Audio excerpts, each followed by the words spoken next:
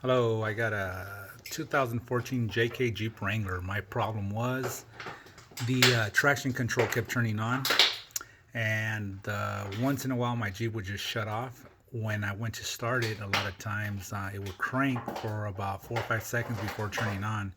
And so pretty much I did what everybody was saying to change, and that was the camshaft position sensors.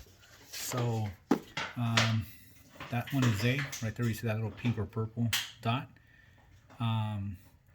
That's one, and that's on your passenger side. And then you have the other one right there with the same thing, the dot. So I went ahead and changed both of them.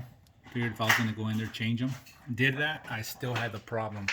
Another thing they told me to do is to change the sensors, the speed wheel sensors.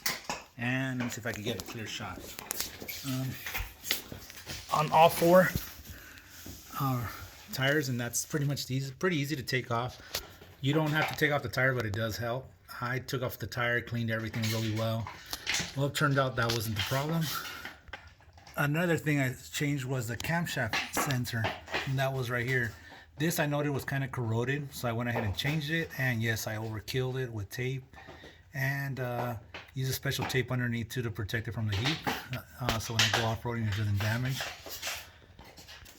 And however, I kept getting that traction control, and it kept shutting off once in a while on me. I rode really rough. When I was going uphill, it would slow down. So anytime on the freeway I hit a hill, it just dropped down to about 45 miles. So after checking everything all over again, I was going to order just all brand new wiring harness because I was so frustrated. Before that though, I decided to give it a second look, checked really good, and found this to be the problem, which is the plug, or I believe they call it the pigtail. So I went to the dealer, ordered this part number, which is the pigtail. What it is, it's the wiring, and also it's got the plug. I went ahead and changed that up, and turns out that was a problem, man. Said this was it. Look, this one wire was, I don't know how I missed it, but it was just disconnected, or it just got worse over time where I could finally catch it. That's all it was. Went from giving me trouble to cranking it, turning it on, to changing it. Turns on, drives good. Took it on a rough ride, and nothing, no more traction control problems. And so far so good. The fix was, I think the part cost me about 70 bucks.